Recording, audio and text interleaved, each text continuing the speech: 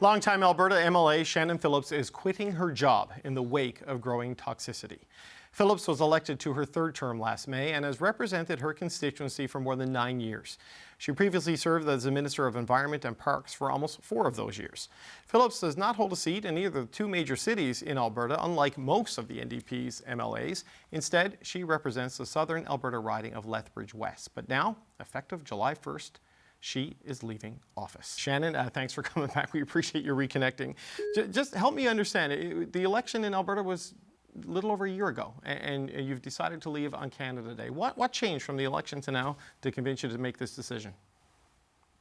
Well, there's no question that one chapter is ending in terms of our party's history as Rachel Notley leaves office and we elect a new leader.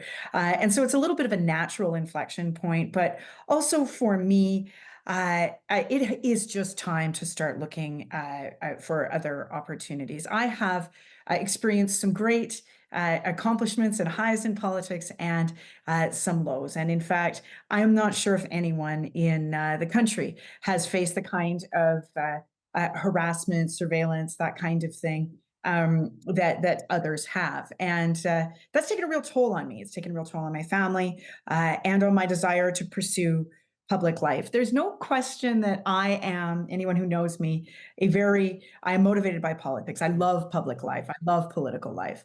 But even this was even too much for me. So there have been a whole bunch of things that have happened with the Lethbridge Police Service over the years.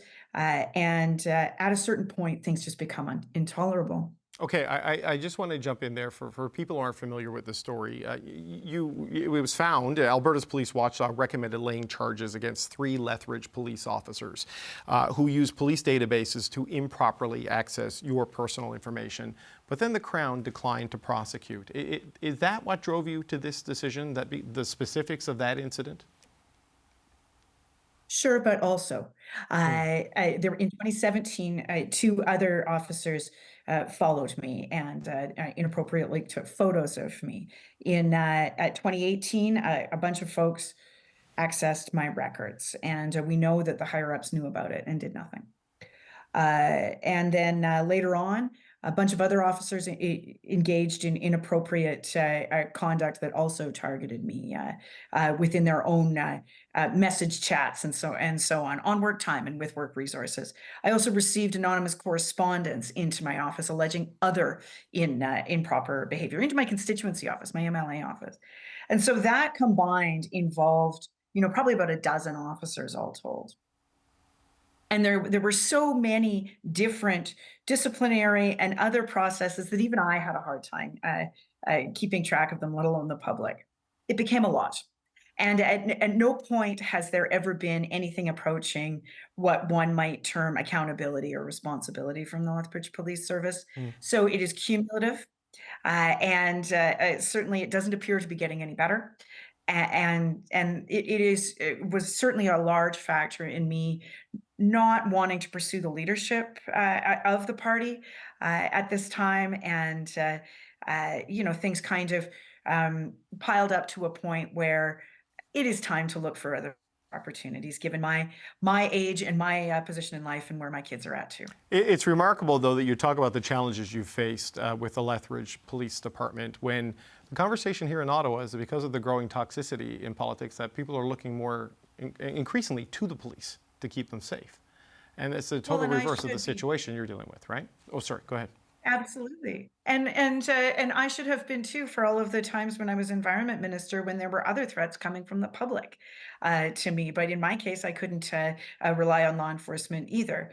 I think we have a broader problem here, and it concerns all of the institutions of our liberal democracy. So not just law enforcement, but also what kinds of laws we have on the books, how our legislatures and parliaments function to keep us safe, what the role of speakers' offices and sergeant-at-arms offices and so on.